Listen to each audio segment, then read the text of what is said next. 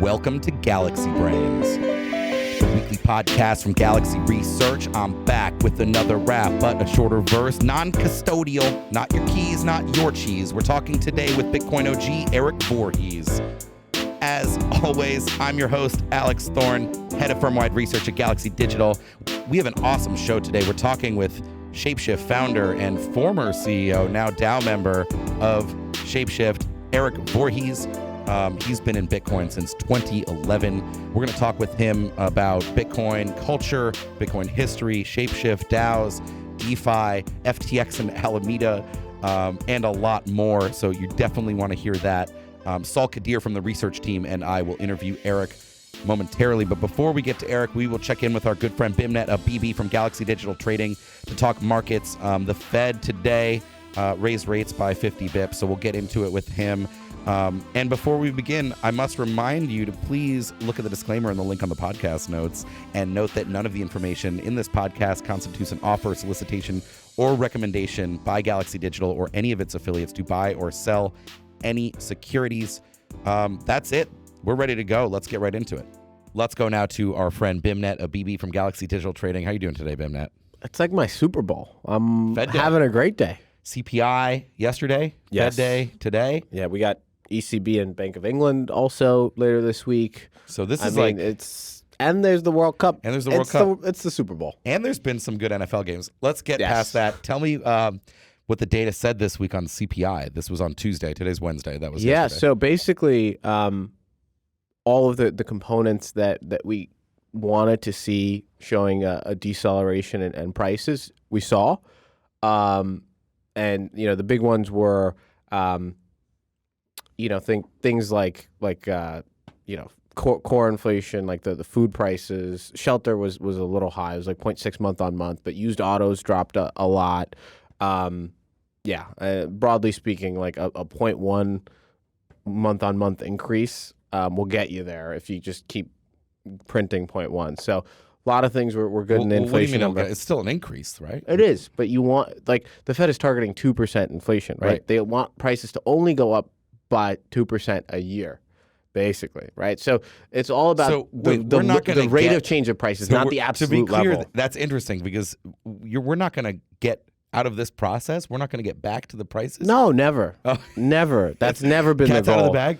Yeah. Well, that's the key thing about like inflation targeting. Probably not our audience and a lot of finance people know this, but like I think the general public thinks that like inflation going down will mean that we like come back to where we were. No, it's that never happens, does it? Never happens.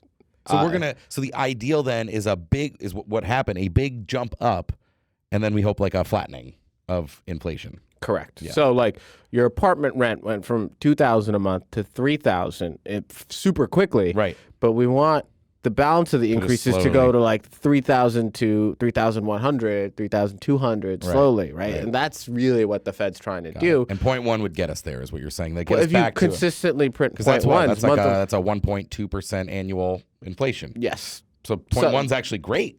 Yes. Oh, wow. Correct. Got it. But the math is not linear like that, but yes. Right, it's not. But exactly. So the things that we know like are going to work with a lag are things like things like shelter, right? Like we know that monetary policy works with a lag. Because that's on what, like rents are like longer duration. The measure is a little bit more backward looking. Yeah. And so. Got it.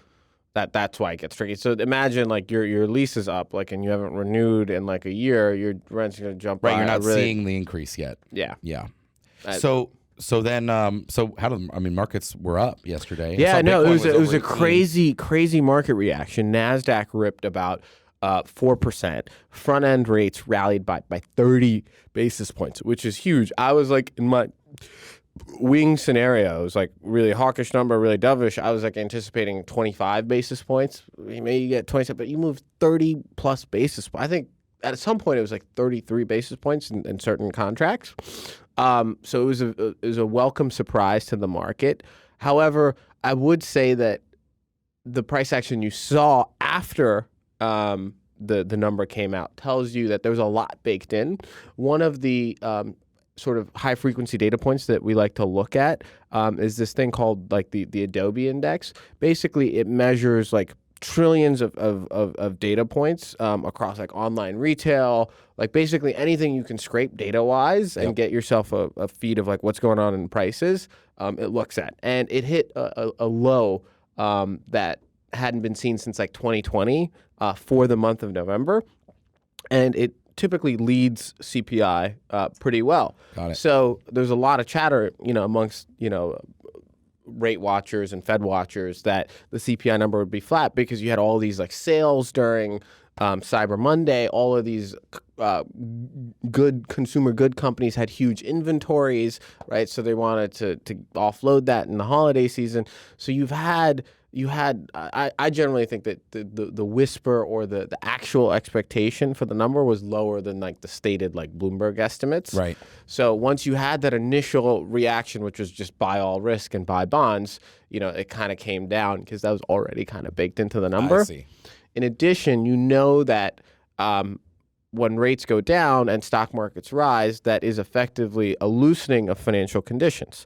And the objective of the Fed right now is to keep financial conditions sufficiently tight for a prolonged period of time. So that if the Fed came out dovish today, it would have been like game over for risk assets, right? Bonds would have gone crazy. And so they basically couldn't have followed up a soft CPI print by sounding like dovish. So they raised today the FOMC by 50 bips, which Correct. was a decline in the raise, in the rise. So pricing had gone to like 52, 53 going into the meeting. You're saying they came out hawkish in Fed. Jay Powell came out hawkish in his statements. In his statement and in the dot plot. Mainly it was dot plot that was increased by 50 basis points in terms of where we're going to get to in terminal rates. So from 4.6% to 5.1%, right?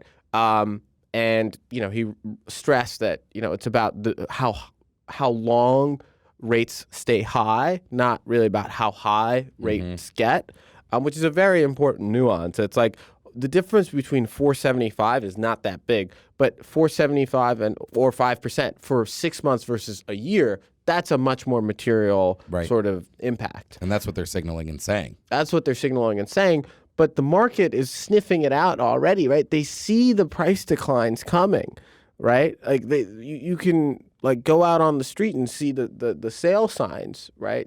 And I don't know if people have pumped gas recently, but gas has been coming off. I actually saw it come down meaningfully. I think in North Carolina, or where I buy gas. Yeah. It was really at like $3.49.99 or 0.99 for weeks and weeks and weeks, and now I think I saw. Last weekend was $3.10. I mean, that's a material decline. That's 10%. Yeah, and so it actually felt like it was still dropping, because it wasn't like I had seen like $3.20 and it was like $3.15. And couple that with the idea that prices are quick to adjust to the upside, right? But slow to react to the downside, right? Nobody wants to decrease their prices. But quickly. They're very happy to increase their prices. Yeah. And so there's a lead lag sort of effect there.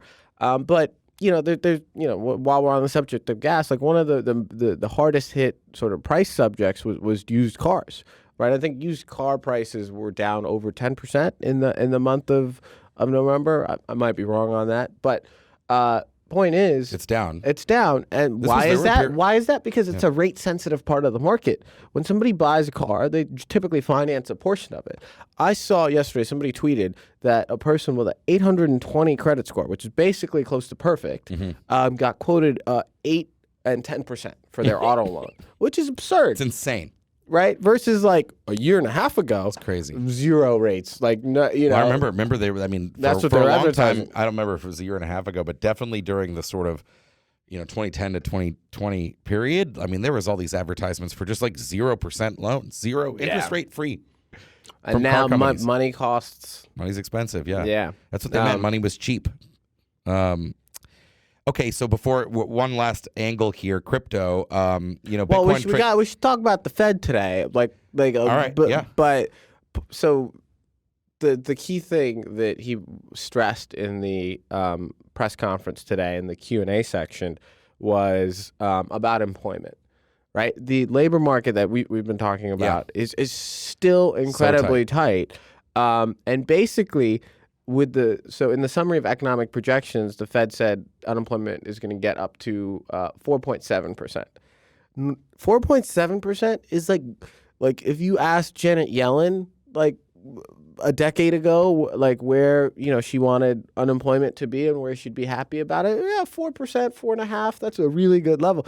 And so in their projections, they're telling you that we're going to keep rates really tight for longer. We're going to get inflation down. It's going to come down, all that, and unemployment is barely going to move higher. It's going to go to where they actually theoretically wanted it. Well, yeah, it's not going to go high. It's not going to go high. Exactly right? to what their prior target was. So the soft landing is so in reach for the Fed, right? You've had two inflation numbers in a row, sort of tell you that you're headed in the right direction, and people aren't losing their jobs like crazy, and price pressures are coming off, and so it's like, holy shit, this stuff is working. Wow. So I think there's secretly a lot of optimism, if you're a Fed member and you're seeing, the data. Fascinating. I'm not saying this is like a huge inflection point paradigm totally, shift, but it's like the soft landing probability is increasing. It's increasing. Correct. And it had at some points been, I think, panned by all commentators as like virtually impossible. So it's no longer impossible in your mind. Correct. It is possible. It is possible. Interesting. And then, so crypto prices. Yeah. Bitcoin traded up over 18K for the first time in, frankly, it might even be months. I can't recall, but certainly many weeks. ETH was over 1,300. I think audience can see the block clock next to me showing 17.8 is the current Bitcoin price. But, that was a risk-on reaction to this news. And, frankly, mostly unmoved, I would say, today by the Fed, but buoyed yesterday by the CPI, maybe just down ever so slightly with the Fed, but yeah, no, I mean it's really it's a market that really moves at the margin now. Yeah, right. So you've got the landscape of liquid crypto investors is, there's the long only like structural. I'm here for like 10 years, 20 years, like forever. I'm a hodler. Yeah, right. There are those types, and then there are the speculators that come into the market, right? I would say in terms of the speculators that are left and remaining in the market, that there's just very few sellers. People's positions have been right-sized by the fact that the market has moved a lot lower. There was a lot of forced selling that's gone through in the market. And so that just leaves you with a setup where there's room for a lot of folks to add to risk, and they're already at very low risk numbers. Right. So it just leads to marginal buy pressure when you have good news like inflation coming down or good news like a less hawkish Fed. Right. And so, yeah, is that really it just updated 17,698. This is the wrong direction. I know it's going down. The block clock updates every time a Bitcoin block is mined, so it can be a little bit variable, but on about average every 10 minutes. So it sounds like we're still sort of in that spot we've been in. We moved a bit higher than we were, say, a couple weeks ago, certainly, but still you see a lack of upside catalyst and also, a lack of remaining forced sellers sort of keeping us in this range. Yeah. Range bound is like, we did hear some news that there's going to be a ETF launched in Hong Kong that's futures based. Interesting. I think that can be a reasonable catalyst. In the context of, it's a product. This is the first they would have out there on traditional markets. Yeah. Yes. And so, this is obviously a very different market than when the Bitcoin ETF launched here in the U.S. Yeah, the ProShares futures-based one. The BITO ETF. Yeah. It's a very different market. At the same time, though, it's, it's very dangerous to short crypto. And it's a new product. I would think there's going to be much more buyers than sellers of said product. But again, could That's be something. wrong. Yeah, it is something. The market continues to mature. Absolutely. Beimnet Abebe, Galaxy Digital Trading, my friend, as always, thank you so much. Welcome to our guest, Erik Voorhees, founder and CEO of Shapeshift. I don't know if we can call it are you still a CEO now? Shapeshift's a DAO. Erik, welcome. No, I'm just an unemployed bum. I don't work anywhere anymore. So founder of Shapeshift is still accurate, but not CEO. Interesting. So Erik, Before we dive in, we got a bunch of fun stuff we want to talk about. And just for our audience, that includes regulation, political philosophy, the future of crypto, Bitcoin culture. But before we get into some of that stuff, let's talk about Shapeshift. Tell us, I don't want to say what it is because it's gone through so many iterations. So we'll get to what it is today, but maybe tell us how you started Shapeshift and what it was originally. Okay. So Shapeshift started in 2014.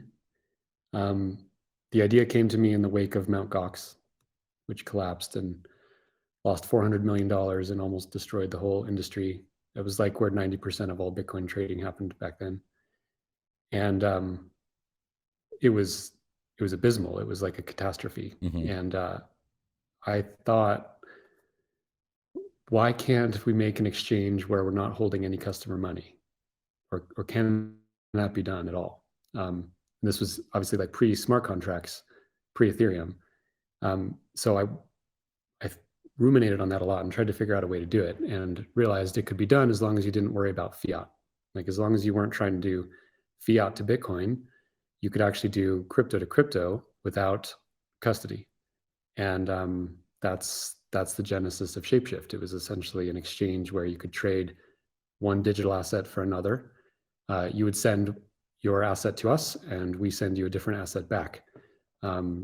So we were an intermediary in the sense that we were part of the trade with you, but we weren't holding a balance of your coins ever. So if Shapeshift ever got hacked, we can't lose, more than a couple seconds worth of trade volume, which would be easily covered.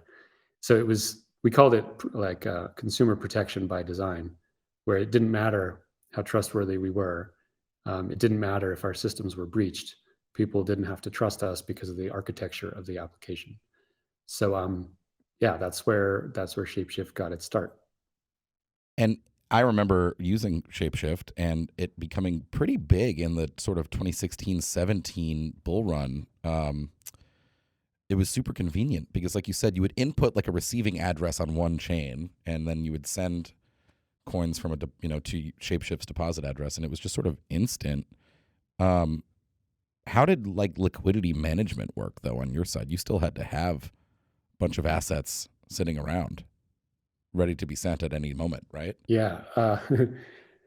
That was one of the largest challenges, was that we were always the counterparty to the trade. So we had to hold an inventory of every asset. You can kind of think of it like a vending machine. When a customer comes up to the vending machine and they want to buy their Snickers bar, you better have enough Snickers bar in the machine to handle it. They put their money in and the Snickers bar needs to come out. So yeah, we did that with every coin, and it started simply enough, like Bitcoin and Litecoin were the two that we started with. But then as you get more and more, you start realizing that the system has to get pretty crazy. And then like the pricing at which we're offering the assets has to be updating in real time based on the markets, or else people will screw us. And so there was a lot of inventory management and balancing. During the really crazy volume periods, you would have issues of just inventory running out before confirmations would happen. So like if a bunch of Bitcoin's being bought, even if you still have, the assets there, if they haven't confirmed on chain, then you got to wait. And so things would get really backed up sometimes, and it was a really wild and crazy machine. There were people at the company that were having to wake up in the middle of the night multiple times just to move funds around, because we didn't have automated methods for these assets to move. Mm-hmm. And as we built the automated methods, those introduced their own security concerns. Like if you have a wallet that automatically sends money to another wallet whenever that one has run out, you can imagine an exploit that doesn't get figured out for 30 minutes even, and the entire wallet has gotten drained, and some customer got tons of money that they shouldn't have gotten. Like one error that happened once was that an exchange rate got inverted. So instead of getting like 10 assets for one that you input, you'd get one instead of 10, but it was in the user's favor. And so we had our entire wallet drained because someone realized it and took it all. Yeah, and then just that kind of thing happened all the time. Transaction after transaction until there was no more to send them. It seems like it's an interesting problem. I mean, obviously this is true for any, principal dealer basically, right? Maintaining the appropriate inventory. But in the case of Shapeshift, which was really an application, or at least looked like and felt like an application to the user, right? Like it's different if you're chatting with me and doing an OTC trade and we're like, hey, sorry, we got to replenish our inventory. We'll be back to you in 30 minutes. When the user is sitting there just seeing the thing spin, waiting for it, right? Proposes unique challenges. Yeah, well, and like 2/3 of the volume was just algorithmic coming over the API. And so when a machine makes a request, like you need to deliver, right? And there's no weekends, there's no holidays, right? It was like, years and years of constant service, any disruption being a catastrophe. What kind of? It was, it was stressful. What kind of customers were using the API? Like just were there any other exchanges that were relying on Shapeshift liquidity, or are we talking traders? Not really exchanges. Not exchanges. We were customers of the exchanges. Right. So when a customer would trade with us, we'd be doing a inverse trade right. for the same trade at one of the exchanges based on their rates. But a lot of wallets plugged into us. Right. So like non-custodial wallets that wanted to let their users trade between these assets, they would plug into our API. And often their customers didn't even know how the trade was happening. It just kind of worked magically in the background. And if our system went down, that reflected poorly on the wallet partner. And so like that kind of relationship management was really important. That's super interesting. All right, let's fast forward just a little bit, unless all you well, want yeah, to I mean, actually, that's kind of a perfect segue, because what you've learned from having wallets integrate Shapeshift is that, hey, maybe making a wallet is a good idea, and that's kind of what Shapeshift evolved into over time. So kind of maybe we can go into like the evolution of Shapeshift's product. Just before we're going to go into that, but real quick, I just want to raise this one. I remember this happened in 2017. The Wall Street Journal was doing some investigation of crypto in general, and I think they claim they identified like $80+ million of illicit money laundering total, like in crypto, of which a small percentage they blamed Shapeshift for.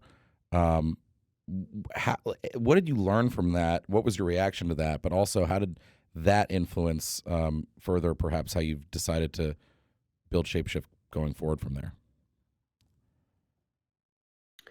Yeah, that was a painful story. So that was in late 2018, which I would say was our worst year ever in all manners. Like that we imposed KYC and every customer left. The year when I felt like I had to compromise my very ethics just to move forward. The year when, like volumes declined by 99% and everything just sucked. And then these two quote unquote journalists from the Wall Street Journal tricked me into meeting with them because they were doing an article about crypto and they wanted to learn about it. So I met with them for like 2 hours downtown Denver. And what they were actually after was just getting little tidbits about Shapeshift. And they wrote a hit piece about us, basically alleging that we were like this dirty center for money laundering. And it was in the Wall Street Journal. It got huge. It was picked up, very widely, and caused immense suffering for our company, like bank accounts getting closed down, like other businesses not working with us because there's this headline in the Wall Street Journal, and none of them are going to vet whether it's true or not. Like you see the Wall Street Journal publish something and you kind of assume it's true because they have a reputation. And the reason it was so awful is because it was wrong. Like if you actually did any blockchain forensic work, you could tell that they were exaggerating risky flows of funds by 2 orders of magnitude. And so when they said there was like many millions of dollars of illicit flows going through Shapeshift, when you actually look at the blockchain transactions and remove preposterous assumptions from that, it was like 1% of that. And the rate of suspicious flows in dollar value relative to our total volumes, in actuality was less than like what normal banks have.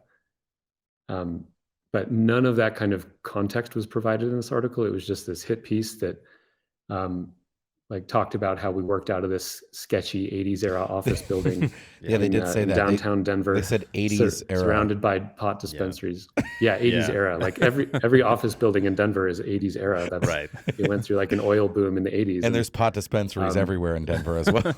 You can't work in an office in Denver without it being an 80s era office building surrounded by dispensaries. And we actually had a really nice office. It was a beautiful place.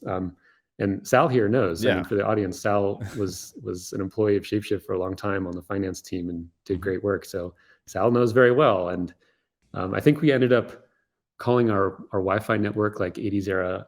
Oh yeah, Wi-Fi. I remember that. Like we just. That's great. Yeah. So it became a meme and kind of funny, but it was devastating to the company. It caused all sorts of legal trouble for us, and it was just flat out fraudulent reporting by the Wall Street Journal.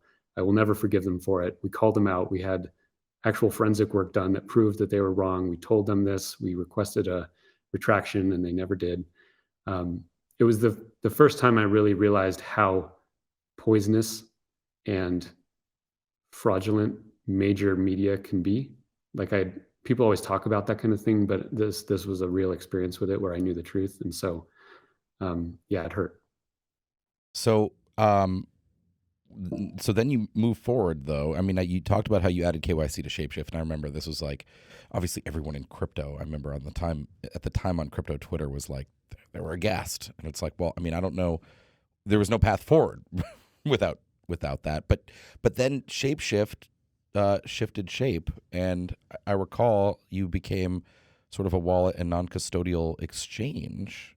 A little bit different. What did you do next? What was the next iteration after So once we implemented KYC, it completely gutted the business. Like, for example, a machine can't KYC with you. So a wallet partner that has 100,000 users that are using you over the API, those users can't KYC through you. Like, you can't even get them through that flow in that mechanism. So those wallet partners just cut us off and went with other competitors that were using our same model, but were not as worried about US regulation. So it just gutted everything. And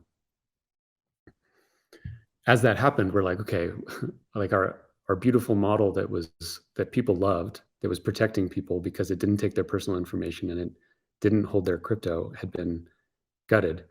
What do we do? And so we reformed the product to be more of like a wallet interface itself, where people could interact with their hardware wallet or with the software wallet in the web platform. And it was a self-custody wallet, like via the web. And people could still trade through it as long as they had done KYC. So that was a big pivot. It took a lot of work and time in the company, and most of 2018 just kind of rolling that out and into 2019. And that product never really caught on. Like we struggled a lot and tried lots of different things, and it never really got the product market fit that Shapeshift originally had. So it was really 2 or 3 years of just like struggling through that. And meanwhile, everyone in the world hating me because I had implemented KYC and calling me a sellout, which didn't make any sense because I lost money by doing it. And it was like like I didn't get anything by adding KYC. And like calling Erik Voorhees like a statist is like maybe one of the most humorous oxymorons that you could come up with. Oh wow. Yeah, statist cuck became my my nom de guerre on Twitter. So yeah, it sucked. And like I'm not opposed to KYC just for convenience or business reasons. I'm opposed to it on ethical grounds. So to implement it, like I was already feeling like I had compromised my principles deeply. And then for the entire community, my people, my tribe, to hate on me for it, really, that was hard, just from a personal perspective.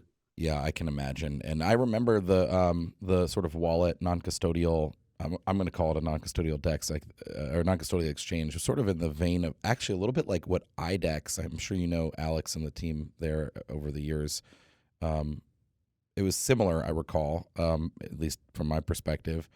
But this predated on-chain AMMs and such, and DeFi as we know it, right? I'm thinking of sort of like Ether Delta and IDEX sort of and Shapeshift were sort of this like 20, I guess in the case of Ether Delta, it was even older than that, but we'll call it like the 2016 to 2020 non-custodial options, and then that's changed a lot. So after where are you now, or what is the next evolution, the third shifting of the shape of Shapeshift? Yeah. So after trudging around a while and not finding any success and feeling like I'd compromised my principles, there was something I can't talk about on this podcast, but it was, yet another demand from a certain regulator. And this was a demand which reached even further into what I considered morally acceptable. I'm actually legally not even allowed to talk about it. Sal doesn't even know what this is. But when it happened, I just fucking flipped. And I sort of had like I don't know, maybe like a John Galt moment of just realizing like I'm living in a world of looters here. I'm not going to play by their game, and I need to figure out how to get out of this box that they have put me in, because it's driving me crazy and it's making everyone miserable and it's horribly unethical. This was during the time when Uniswap had come out. This was maybe like 9 months, 12 months after Uniswap. And when I learned about Uniswap and tried it, it was magic. It was like all the magic that Shapeshift had done years earlier, but done in a truly decentralized way. Shapeshift was not decentralized. It was an intermediary. So when you sent your Litecoin in, it went to us, to our wallets, and we sent Bitcoin back to you. Uniswap was a smart contract where not only was it non-custodial, but it was not an intermediary. And I was like, how are they able to do this without KYC? And I was jealous. I was impressed and inspired and jealous by what they had built. So I really looked into that and learned a lot more about smart contracts, about DEXs, about AMMs generally, and realized like, okay, the way we get out of this is that we stop trying to be an exchange altogether. We stop being an intermediary to trades, because that is the regulated activity that has caught us up in all this KYC nonsense. And but that also meant like our business model was gone, because that's how we made money, is taking us a spread on those trades. But at this point I was like, whatever. What's more important to me is building something that people enjoy, that is beautiful, that is functional, that is ethical, and that I can be proud of. We'll figure out a business model somehow, but I'm not going to let that keep me in this prison. And so we realized we would stop being an exchange. We would plug into DEXs. When someone wanted to do a trade through our interface, it would go through a DEX. And at first, the problem with that was that DEXs were only Ethereum based. So you could only do ERC20 assets. Uniswap can't trade Bitcoin and or any other chain that's not on Ethereum. So like, what do? We didn't want to just be an Ethereum only company, but we knew that this was the direction. And then a while after, we learned about Thorchain, which I have been a huge proponent of for a while. And Thorchain was essentially a DEX in the model of Uniswap, but worked across chains. And still today is the only way you can actually trade in and out of Bitcoin, for example, without wrapped assets, without any kind of proxy asset. And so with a combination of Uniswap and Thorchain, we realized we could do it, and integrated both of those into the Shapeshift interface. And once we did that, we then woke up even further and we're like, how about we just decentralize the entire company? And like, I don't want to play this game at all. I don't want a corporation. I don't want formal employees. I don't want to have to pay lawyers to tell me like which jurisdictions I need to be registering licenses for every day. All this stuff that is completely crushing my soul. I want none of it. And so we decided to decentralize the entire company into a DAO, an idea that I was skeptical of at first, but came to love. And that's what we spent 2021 doing. And as of 2022, Shapeshift has been a DAO. So it is run by a DAO. It's decentralized. I am not the CEO of it anymore. It's not a company. It doesn't have employees. And it is getting progressively more decentralized, including, front end being provided by IPFS and that kind of thing. Mm-hmm. And that's what we've been working on. Very cool. Awesome. I kind of had a few questions as we had this conversation about Shapeshift and its evolution. And then one of them kind of broadly, so obviously Shapeshift has transitioned into a DAO. So much has happened in the market over the past year since Shapeshift made that decision. Treasuries and DAOs are pretty flat or down, just based on price movements. Flat's generous. Yeah. Yeah, I guess I'm looking at like Yeah. top line number, which is, somewhat flat, but certainly DAO by DAO, a lot of them are down a lot. So what are your thoughts currently on the state of DAOs? I mean, a year ago, there was a lot of excitement around DAO tooling and a lot of funding going to them. I think a lot of that narrative has shifted, but certainly there are really long-term novel use cases for DAOs. They are powerful, but we're in this like kind of trough of disillusionment. So what are your thoughts on what's happening with DAOs right now? Yeah, I think DAOs being like a native crypto phenomenon follows the market patterns of the market generally. Like Bitcoin and ETH are way down. Everything related to DAOs is way down. Everything related to NFTs is way down. Funding for crypto companies is down. The market cap of companies is down. Like miners are down. The entire industry is just Lawyers are abysmally up. down. Lawyers are up. They're always up. Lawyers always get bigger and more funding. That's for sure. But DAOs are down because crypto and decentralized technology is down. So I've been through enough of these cycles for that to not worry me. Interest in DAOs will flow from, when Bitcoin rises again in price. That correlation is close to 1. Right. I guess one of the issues that's perhaps exacerbated by having a native token and a DAO treasury is the exposure to the market cycles, as you're alluding to. I noticed some proposals recently in Shapeshift's governance forums incorporating, or maybe they're actually in production now, protocols like Arbor Finance, Hourglass, that kind of make the financial side of running an organization as a DAO a bit easier. Obviously, they can't have a bank account. They can't maybe get a loan from a bank, right? What are your views on treasury management and access to things like credit for DAO organizations? Yeah, this is where some really exciting innovation is happening. So the Shapeshift DAO has no bank account and never will. Thank goodness. I don't care how many articles the Wall Street Journal writes. A smart contract that holds the Treasury's assets is not going to shut us down. In that statement alone is like a very powerful truth. And the assets are held in a multi-sig arrangement that are controlled by the DAO members.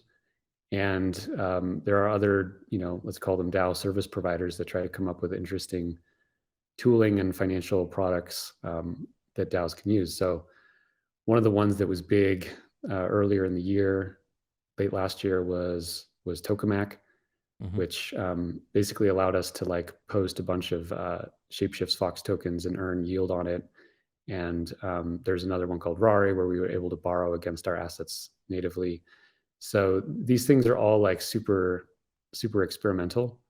But what's cool is just the collaboration between these DAOs. There's no like contracts between them. There's no long business development process. There's no lawyers involved. It's like these communities which are transparent, can offer their services to each other, and can use them openly and permissionlessly. It's like a totally different way of collaborating between organizations. It's really cool. It's very dynamic. There are no gatekeepers. Like at Shapeshift, when it was a corporation, if there's a good idea or some partnership that someone thought was wise, the number of gatekeepers it would have to pass through to get approved was many. These include lawyers who don't at all care about what the customers want. These include like all different kinds of interests. And in a DAO, any part of the DAO can just make something happen. And if they need funds, they can ask for approval. And there's no single gatekeeper. And it just creates this very different dynamic of human organization that I think we're just starting to scratch. Absolutely. I actually wrote about DAOs a year ago, and that's kind of one of the points I tried to make is like, hey, an individual DAO certainly can't do everything. But when you start to compose DAOs with other DAOs that each focus on a specific business model or use case, then you could start to replace entire pieces of infrastructure over the long term. And that's kind of what I see this space looking like in the next 5 to 10 years. Maybe Shapeshift does the wallet, maybe entire DAO just understands how to underwrite loans for wallet providers and can handle that entire use case. And work with smart contracts and without, to your point, like the human layer that often makes this type of collaboration just way more difficult, and introducing jurisdictions where there's different laws that need to be recognized. That's kind of like, I think, where DAOs have gained a lot of traction over the past year, and it's certainly an exciting vector. Yeah, one clear example of this is like anyone who's worked or run a company knows how horrible like HR is generally, for a number of reasons. But in a civil world, if a person wants to work with someone else, they talk and one of them makes an offer under some terms and the other person can accept it or leave it. And if they accept it, then the two people work together. That's like mutual voluntary interaction. That's not actually how it works in the corporate world. You have to follow dozens and dozens and dozens of rules. It depends on which jurisdiction you're in. The hiring process is full of pitfalls. The firing process can be impossible. Like it's nearly impossible to fire people in certain jurisdictions in the world. For example, Shapeshift decided years ago never to hire another person in the entire country of France, because to fire someone in France is so expensive and takes so long that it's never even worth it to hire someone there in the first place. So wow. Imagine there's like, there must be many millions of very talented people in the entire country of France. And we're just going to ignore all of that talent because of some, stupid law that the government made over there that's meant to protect people and actually only hurts them. And all of that nonsense is completely washed away in DAO world. If the DAO wants to work with someone in France, they put out a proposal and someone says, yeah, I'll do it. And the payments are all happening just from the treasury. And it's just so civil and clean and efficient and beautiful. And it's such a difference from the corporate HR world. It really inspired me, and it like brought hope back to my heart that society is actually going to work out. Quick break for our listeners. We'll get back to Erik in a second, and we will talk about Bitcoin culture, Sam Bankman-Fried and FTX, and Erik's debate with them, and much more. But before we do that, we've got a poll pinned to our profile on Twitter @GLXY Research, and the poll reads: Sam Bankman-Fried is charged with crimes, and this by the Southern District of New York, the U.S. attorney there, that could, if he's found guilty on all crimes, carry a maximum sentence of 165 years. The question for you, our audience, is how many years will Sam Bankman-Fried end up spending in jail? Hit us up on Twitter @GLXY Research and make your voice heard. Now back to the interview with Erik. Welcome back. We're still here with Erik Voorhees, founder and DAO member of Shapeshift. We talked a lot about Shapeshift and stuff, but let's talk about something that was really, really interesting. Sam Bankman-Fried, obviously the now handcuffed founder and former CEO of FTX.com, he put out in October a sort of blog on the principles that regulatory principles that FTX and he believed in. It was sort of on the back of the introduction of the DCCPA in the Senate, which is a bill that Sam worked a lot on, which is a comprehensive framework for the regulation of digital assets in the United States, which gave a lot of the sort of leaned CFTC and the sort of commodity versus securities battle. And we were actually extremely critical, we Galaxy Digital Research, of Sam's proposals in our newsletter. But by far the most comprehensive and thoughtful rebuttal came from you, Erik. You wrote a great blog about it, which we'll drop the link in the show notes to recommend everyone read. But even more interesting was that you debated Sam about these topics on a Bankless podcast exactly 14 days before Sam filed for bankruptcy and left FTX. What was that like, just in general, that experience? A lot of this went viral, and we'll play a clip or two from it in a minute. Yeah, so when I wrote the blog, it was like a day after he put out his thing. And I feel very protective of the industry, and particularly like the principles that I think are important. So many people get caught up in the Lambos and the like Dogecoin memes, which are fun, but that's not really why we're here. Right. And I wanted to use that opportunity to just like remind everyone why we're here. We're not trying to build the same financial system that already exists. And so I responded to Sam with that blog. It was quite well received, and the Bankless guys thought, well, let's put together a debate between Erik and Sam. And that was, I guess, a week later or something. Yeah, it's really surreal. I listened to the debate again a few days ago, the first time I've heard it since all this went down, and it had a different air to it. I mean, essentially the issue is that, well, at that time, the issue was that Sam has been in Washington, lobbying, and I'll use the accurate term, bribing politicians on how to regulate crypto. And in particular, he was willing to accept the licensure of front ends for DeFi, so long as the areas of other regulation were done in a way that he liked. And this was like a complete non-starter to me, that everything that is good about DeFi dies if it falls under a licensing regime. And we can get into why that's true, but that's really the crux of the debate. And yeah, it was like 2.5 hours. I was a little disappointed in Sam's performance on that debate. I mean, at the time, he was like one of the most successful CEOs, founders in crypto history. Right. He had built an incredible company. At the time, this is like what everyone thought. And so I was expecting him to be, I don't know, impressive in some way. And he wasn't. Like, he kind of just crumpled under like an onslaught of a dedication to principle. He really did. Yeah. Which felt good. Let's pause for a second. Let me play one of the clips that went viral where Sam is talking about the regulation of DeFi front ends, and you push back. If that did mean that, like, centralized front ends by Americans targeting American retail had to be licensed, I think that could be reasonable. Sam, if the question was, let's acknowledge that the email protocol will be permissionless as a protocol. Yep. But it was the law of the land in America that every email front-end provider required KYC from its users. Yep. Because under the justification that we do not want people sending information back and forth with terrorists. Yep.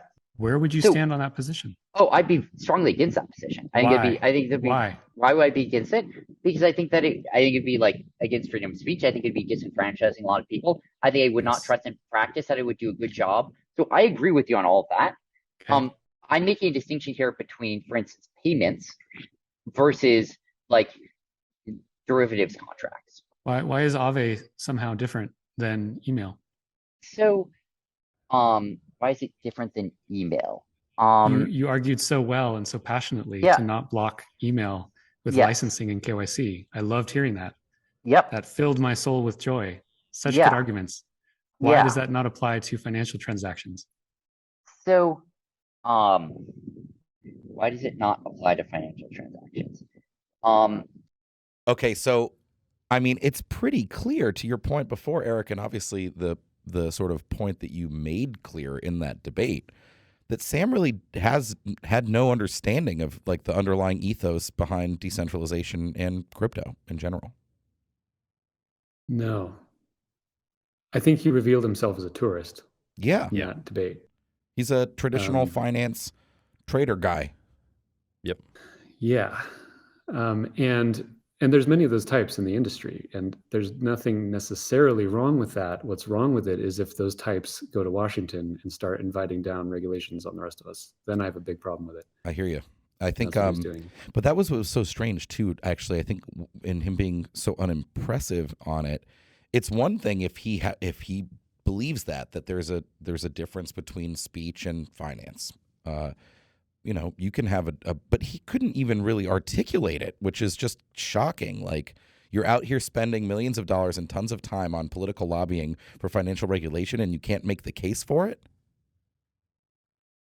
Well, I didn't want to be cynical on the debate with him, but he is advocating for laws that benefit running a centralized exchange. So his principles are what is helpful to FTX, which is to get, thorough, comprehensive crypto regulation that doesn't infringe on how FTX operates too much. That's his principle. That is very different than a moral or ethical principle of how people should be able to interact with money and finance. And everyone who cares about crypto for the right reasons knows those principles. Like, this is why we're building these things to be permissionless and stateless and borderless and immutable. It's because of a set of moral foundational principles. And Sam just had no conception of that, hadn't thought about it. And I think that's why he just kind of collapsed in front of being confronted with like a consistent moral philosophy. Well, and it doesn't surprise knowing what we know now, which is that in that video, he's sitting there completely insolvent, actually had already traveled to the Middle East, supposedly, to try to raise money. And also, I mean, if a lack of moral foundation for crypto, well, he also appears to have stolen billions of dollars from people, including us, which we have said. So I guess not totally surprising. Just as a follow-up here, Erik, obviously that was terrible, FTX. And when I look at the DCCPA, which he proposed, I don't really see anything in there that would have actually prevented Sam's theft. Now, perhaps, regular examinations by a regulator would have made it less likely, et cetera. But what is the view? What do we do as an industry to prevent that from happening again at a centralized place like FTX, regulatory or otherwise? Yeah, so it's worth like backing up and reasserting what the actual crime here was, which is stealing a bunch of customer money. That is already illegal. Right. We don't need another law to tell us that stealing customer money is illegal. So it's not like there was some loophole in the law and we just need to close that loophole and fix a bunch of regulations. I mean, we know that, right? Because what he did is already illegal. They've charged him now with crimes. So, yeah. Right. Yeah. And of course, it didn't prevent the crime. It just will now just make a bunch of lawyers super wealthy over the next 3 or 5 years. So we have these laws, and so many of them. Like, if anyone doesn't believe me, go try to find all the financial laws that exist just in the US. There's like 20 different agencies. Well, actually more than that, because every state has its own agencies as well. So dozens of agencies, hundreds of thousands of pages of regulation, thousands of laws, thousands of bureaucrats enforcing these things. We do not have like a dearth of regulation in this industry. And still, a $10 billion fraud occurs. Mm-hmm. If you care about helping people, you should look at that and realize maybe the entire model of how we try to create order in finance is flawed, right? We have these squishy rules written down by politicians and regulators. They are subjectively enforced sometimes in certain ways, and sometimes they catch some portion of the bad guys. This has been status quo, and I don't think anyone looks back at the history of finance in the US and feels like it is this pristine example of highly regulated markets that don't have substantial crime. Like, it happens all the time. The entire global financial crisis occurred in part because of some of this stuff. So let's acknowledge that like the status quo system ain't great. And let's realize then that there's actually an alternative started by Bitcoin, which is that you build decentralized, immutable code to run how finance works. And it is not enforced subjectively. It's actually enforced equally across the entire world. It doesn't require any politicians at all. It doesn't require any tax money. It doesn't try to capture some of the bad guys after they've committed bad acts. It prevents bad acts from happening entirely. It operates as the code is written. And this is extremely powerful. Like the entire reason Bitcoin is cool is because no one can change the rules of Bitcoin. It's this equal, open, objective, transparent system for base money for the world. And you can extend that principle into smart contracts and DeFi. And this is an incredible alternative, not just for like the crypto anarchists like myself who want people to be more free, but actually for people who want like law and order. Like, if you want transparent markets that operate according to set rules, this is the technology to do it. They should be celebrating this stuff. And so that's the message I've been trying to convey in the wake of Sam's nonsense. Excellent and extremely well said, Erik. Let's talk about Bitcoin a little bit. I recall I mean, look, you've been in Bitcoin a long time. I'm going to ask you about some OG things. You worked at Bitcoin 200 years. Exactly, 200 Bitcoin years. At least probably, what are we at? Like in the 700,000. You probably. I'm just going to make this up, but you've probably been into Bitcoin since like block 100,000. It'd be an interesting way. Not sure. Yeah, we'll May have of to check that. 2011. May 2011. How did you find out about Bitcoin then in May of 2011? I know you were predisposed to this because, like you said, you call yourself a crypto anarchist. You've long been a libertarian, but how did you find out about it? Yeah, and I'm not quite an anarchist. I would just say I'm anarcho-sympathetic. Nice. I'd just like the government to get smaller, like 1% smaller. Could we try that? I don't think that's ever where it happened. got a little smaller. That's never happened. No, I don't think so. So yeah, I saw a Facebook post from a friend. It was when I was in New Hampshire for the Free State Project, and a friend of mine who then ended up becoming a state representative in New Hampshire. He posted about Bitcoin, this article, and when I saw it, I went through this cycle of dismissal and like, oh, that looks dumb, and how would that work? And then within a couple hours and a couple more articles, I was like, oh my God, this is the most incredible invention I've ever seen, a form of money beyond state control that no one can turn off. This has a number of reasons it could fail, but if it doesn't fail, it's taken over the world. So that was my entry into the rabbit hole. Very cool. But I want to play one thing I remember just recently. It was the first conference, I think, like basically globally after the COVID lockdowns. This is Bitcoin 2021, and it was I can't remember. I think it was in early June in Miami. And you moderated a panel that followed a panel that was all about toxic Bitcoin maximalism and why it was good. And I want to play a clip just of how you started your panel. So before we begin, did I hear someone in that prior panel say, if you're against toxic maximalism, you are against Bitcoin and you're against freedom? Yeah, that's some bullshit.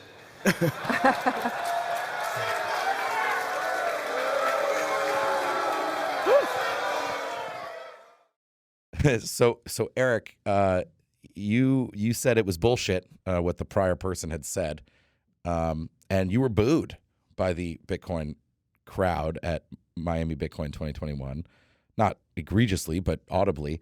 What do you make of that? What is this current like Bitcoin only culture that exists as sort of a subset of Bitcoin culture overall? What is it? How do you view that today? Yeah, I mean, what was bullshit was that they were saying that like if you didn't express like a toxic degree of maximalism, then you were anti-Bitcoin, A, and B, anti-freedom, which was like just the most propagandistic nonsense I've heard. And so I had to call it out when I came up on stage to do the subsequent panel. And it was sad because I heard, before I got up on the panel, I heard the crowd cheering for that statement. And this is not the Bitcoin that I learned about. This is not a principles first Bitcoin, shall we say. The principles of Bitcoin are what matter far more than Bitcoin. The principles are decentralization, immutability, borderlessness, stateless money, and the ability of any person in the world to interact openly with a neutral financial system. That's what matters. And I love Bitcoin because it expresses those principles. There are other crypto-based systems which also express those principles, not in the same way, not always as well as Bitcoin in some ways, but sometimes better. Like, for example, I care about financial privacy. OG Bitcoiners cared about financial privacy. One of the cool things about Bitcoin is that it's far more private than banks in certain ways. And now we have other blockchains like Monero or Zcash that are actually anonymous.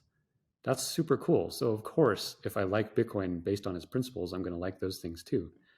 And this whole cohort of maximalists, most of whom got involved like in 2017 or later, I think they joined because they have like an insecurity about themselves and they want a tribe to fit in with. And so they repeat these slogans about Bitcoin without actually believing or understanding the principles.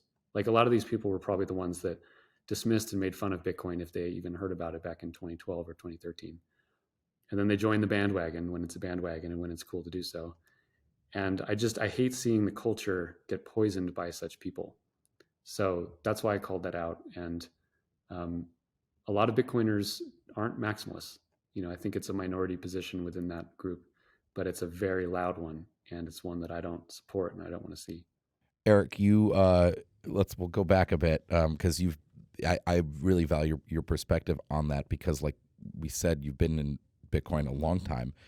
You were the head of marketing at BitInstant, which was I'll call it a Bitcoin brokerage founded by Charlie Shrem, which the Winklevosses, I think, eventually led a financing round in at one point.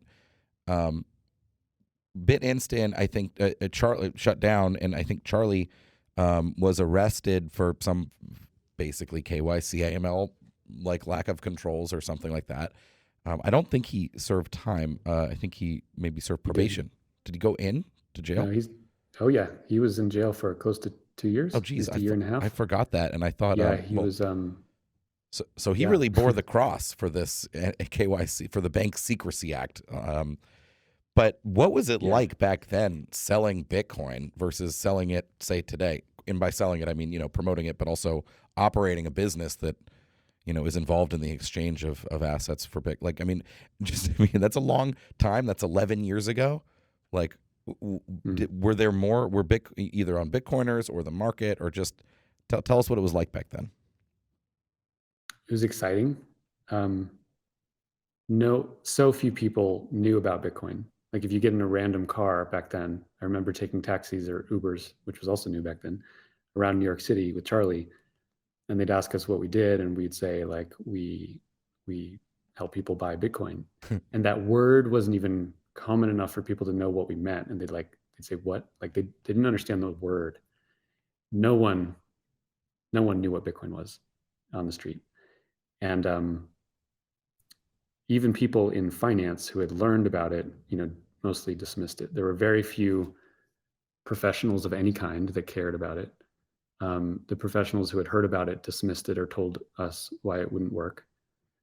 And it just felt like we were helping to grow this little seed of something that could completely change the world before anyone acknowledged it was even a thing. So there's a lot of excitement to it. It was very fulfilling and fun, and I treasure that time immensely. What happened to Charlie was horrible. He didn't do anything wrong. What he did was he sold Bitcoin to a guy who told Charlie that he was then selling it on to other people using Silk Road. So Charlie got in trouble because he made a voluntary economic transaction with an individual, and that individual made other transactions with people who were voluntarily deciding to take drugs. Right. Nothing that Charlie did was immoral or unethical, and it was unethical for him to be imprisoned for a year and a half based on that. You also, I guess, a little bit later created Satoshi Dice, which at the time, a lot of interesting stuff about Satoshi Dice. First of all, but we'll call it a dice game that used randomness from the Bitcoin blockchain as an input into its functioning. What was Satoshi Dice? So Satoshi Dice was a simple gambling game where there were several Bitcoin addresses, and anyone could send Bitcoin to one of those addresses with specific odds for winning. The expected value or return of all of the odds was the same, but it would have different odds of winning or losing. So one might be 50-50 odds that you win. And if you win, you get just a little bit more or just a little bit less than double your money back. Another one would be 1 in 1,000 chance that you'll win. Another one was 99% chance that you win, but you only win a little tiny bit when you do. And it was super cool because it was a demonstration of the power of Bitcoin in two ways. One was anyone in the world could send transactions to this thing, and there was no jurisdictional component at all. Bitcoin from any country could go to Satoshi Dice, and winnings would be paid back to the person. This was a couple years after the whole takedown of the online poker world. And that was all taken down based not on poker being illegal, but based on laws against using the banking system for gambling. And this completely surpassed the entire banking system. So that was super cool. But also it proved like, it was called provable fairness. And basically after you did your bets, you could mathematically prove that the roll was correct and that the odds were what we said they were. This was important as a business because people from all over the world didn't really know me or trust me, nor should they have to. They could simply trust the math, which was published, and people could check it and know that the bets were fair. So if you think about this, you take the entire like city of Las Vegas with all this gambling, nearly none of it tells you what the odds are of any specific game. And even if they did, you wouldn't know that that was true, right? Even if there's a sticker that says the odds of this are X, you can't verify that. And it's all licensed, right? It's all under the Nevada Gaming Commission, and all sorts of regulations are followed to protect people. And there's a whole history, by the way, of like, you even like think about The Godfather, right? Of like corruption and involved in that process as well in Nevada. Yeah. Yeah. And people still appeal to the government to protect the gaming industry. And it's a bunch of nonsense. And me, this guy that really doesn't know much about it, and it was mathematically provable that it was fair. I didn't need a license to do Right. it. I didn't need some government bureaucrat like attesting to anything. I could prove it with math. And this was like a profound advancement.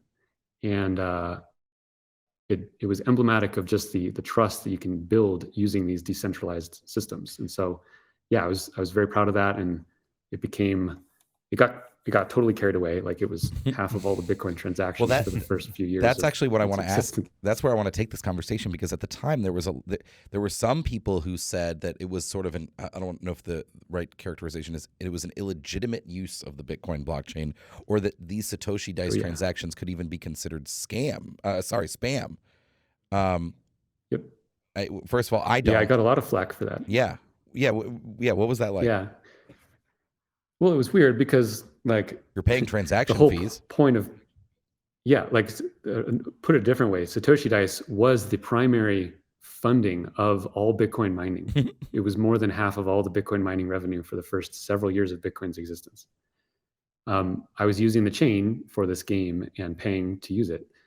Of course, anyone on Bitcoin should be allowed to use the chain if they're paying the fees to use it. Like that shouldn't even be controversial. Right. And it doesn't matter what you're doing or how you're doing it. If you're paying for the resource, you're playing by the rules that everyone else is using. But there were some people that were very pissed off about it. Yeah, and it's been historically controversial subsequently on other times.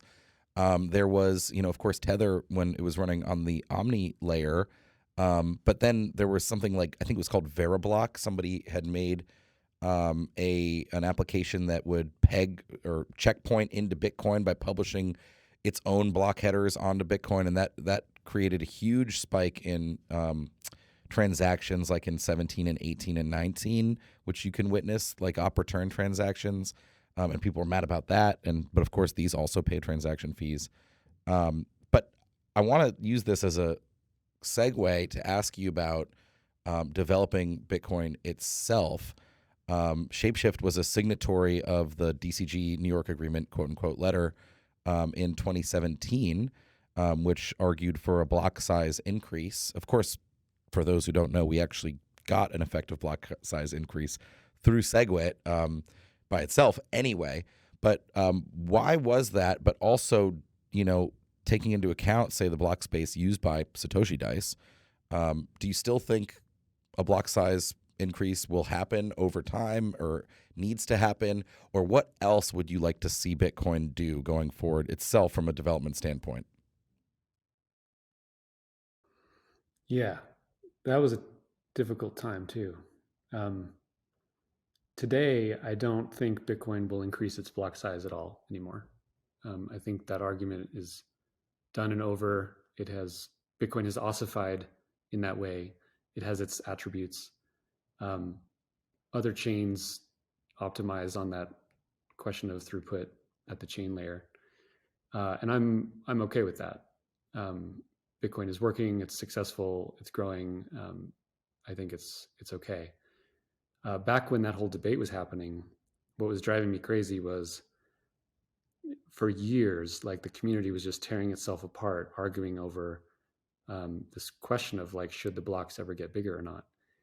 And it was, in my opinion, causing serious distraction, and it was preventing us from moving forward onto other important things. And there were periods of time when like the fees were getting so outrageous that like users were just literally leaving. And I remember once Shapeshift, as it received transactions and sent transactions, it would have to like move its wallets around and recombine wallets. And at the peak in like late 2017, we had to do what was called a wallet migration, and we paid, and we were having to do this every few days, mind you. We had to pay $600,000 or $700,000 of fees to migrate our Bitcoin wallets. And the next few days was another couple $100,000. And like that spike dropped off quickly, but it was getting really bad.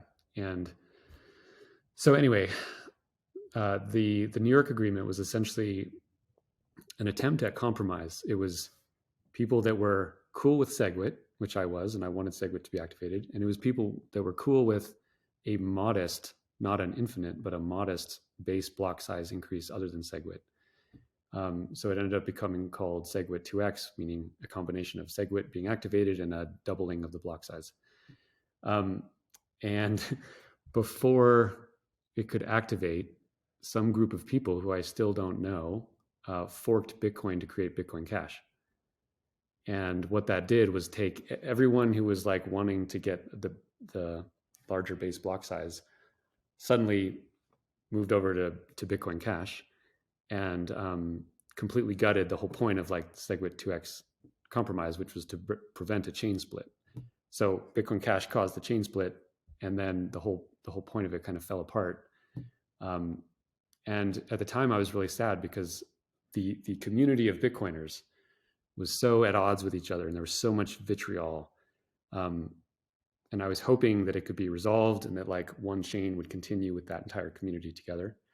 But that's not what ended up happening. We got a split, we got Bitcoin Cash, and then, the rest is history. So I'm at peace with it at this point. I think the worst part about it was just like how shitty a lot of the Bitcoiners were to each other. Not being willing to like just discuss the points as reasonable people that cared about this important technology, but just the vilification of it was really disheartening and horrible. And there's still scars from that, today for sure. Yeah, it was definitely a contentious time period, and we know now too that Bitcoin Cash, I'm pretty confident in just declaring it, mostly a failure. Yeah. But we didn't really know even after in August 2017 when SegWit enacted and BCH split off. Like there was a few weeks and even a couple months where it actually wasn't totally obvious that BTC would remain Bitcoin and Bitcoin Cash would be relegated to this minority fork. Yeah. And I think also one thing that wasn't appreciated by really anyone back then is that the thing which ended up alleviating the congestion issue in large part as the industry grew was other chains, right? So like if you think about the sum total of crypto payments, the number of like USDC or Tether payments that happen today, I'm sure dwarfs the number of Bitcoin transactions that was happening back then. And those all happen on the Ethereum chain. So the Bitcoin chain is doing its own thing, and many transactions that people need to do just end up on other chains.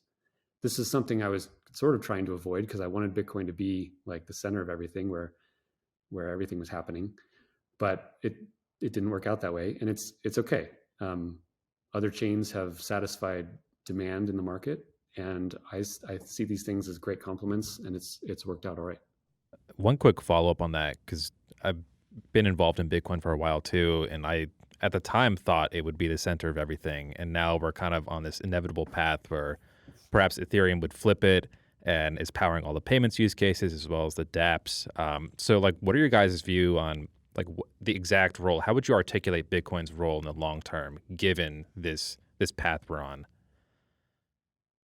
Yeah, I mean, Bitcoin's role is like a stateless base money. that isn't trying to do a lot of complicated stuff. It's very conservative. It's very stable. It's been around longer than anything. And it works for that. And so that's great.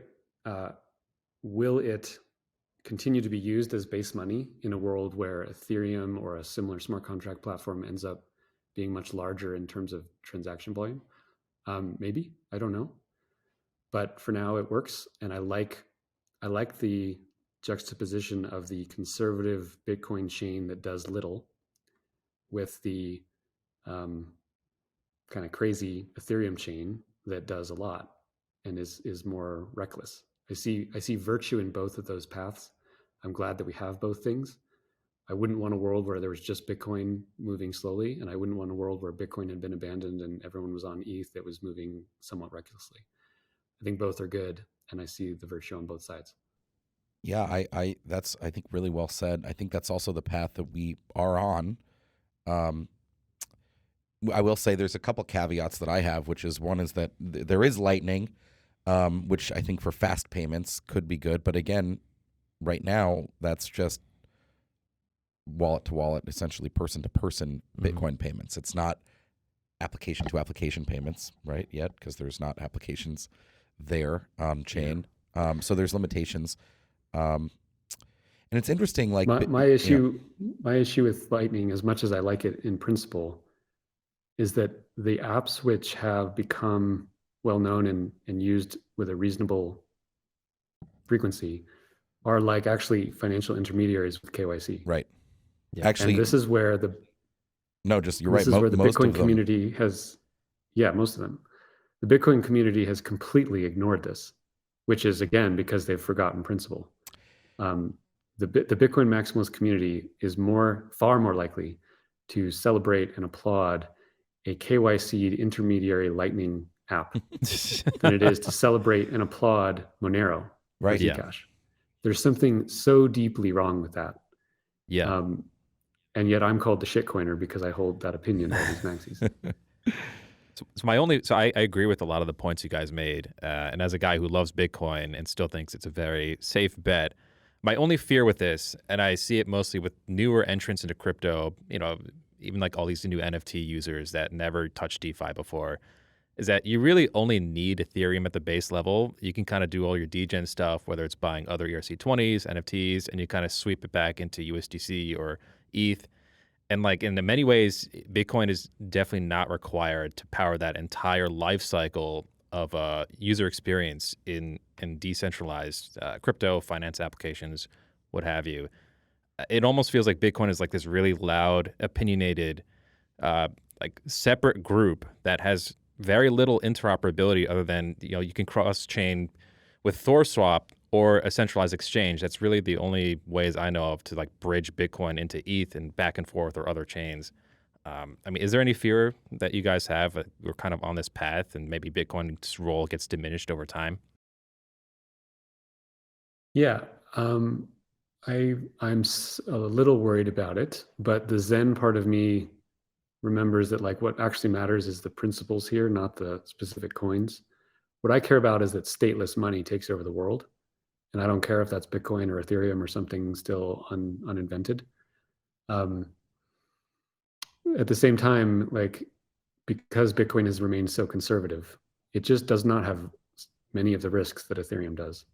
Yeah. And that's very valuable. And that's not something that Ethereum can change. Like Ethereum can't design into itself the conservative history that Bitcoin has. Right. And especially post proof of stake Ethereum. Yeah. These things have fundamentally different characteristics. And I don't know what is better or wins out over the long term or if both are great, but I'm glad we have both. And I don't want Bitcoin to change to proof of stake. And I thought it was cool that Ethereum did. And we have both. And that, in my opinion, that makes it all more likely to actually, for crypto to actually defeat the real enemy, which is the fiat banking system. Like that's the enemy, not the next blockchain that comes out. So I see this as like a Hydra approach. And I'm just generally positive on the innovation that's happening and I want to see more of it. Erik, before we wrap, this has been a great interview. Really appreciate you coming on. What gets you most excited, or what are the parting words that you'd leave our audience in general? I mean, what gets me most excited is the same thing that's gotten me excited since 2011, which is that society has a financial foundation which no government can control, and it's growing. And it's not stoppable. You can't turn it off, and it's working. And it's already achieved a great deal of network effect.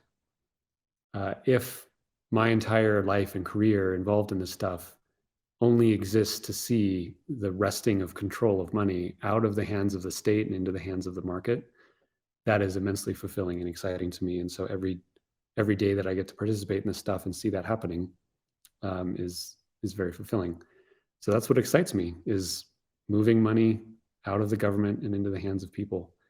I think future generations will look back at it as like one of the most fundamental changes in how society operates that has ever occurred. And we get to live in it right now and see it unfold. So yeah, I love it. I'm super, inspired every day, and really grateful for all the people and the talent that have dedicated their lives to building this stuff. Erik Voorhees, founder, DAO member of Shapeshift. Thank you so much for joining us, Erik. Yeah, thanks, guys.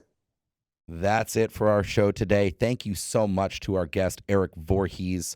Honestly, he has such an interesting history and principled history of pushing for the crypto ethos.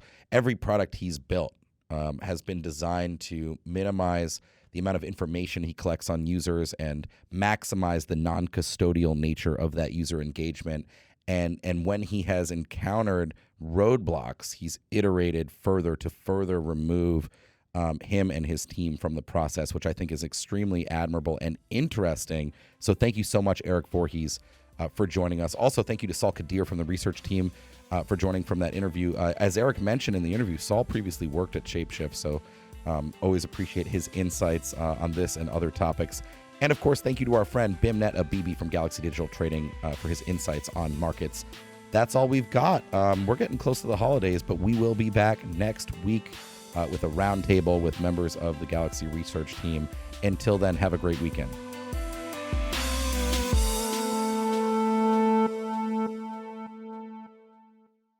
Thanks for listening to Galaxy Brains, the weekly podcast from Galaxy Research. If you enjoy the show, please like, rate, review, and subscribe wherever you get your podcasts. To follow Galaxy Research, sign up for our weekly newsletter at gdr.email, read our content at galaxy.com/research, and follow us on Twitter at GLXYResearch. See you next week.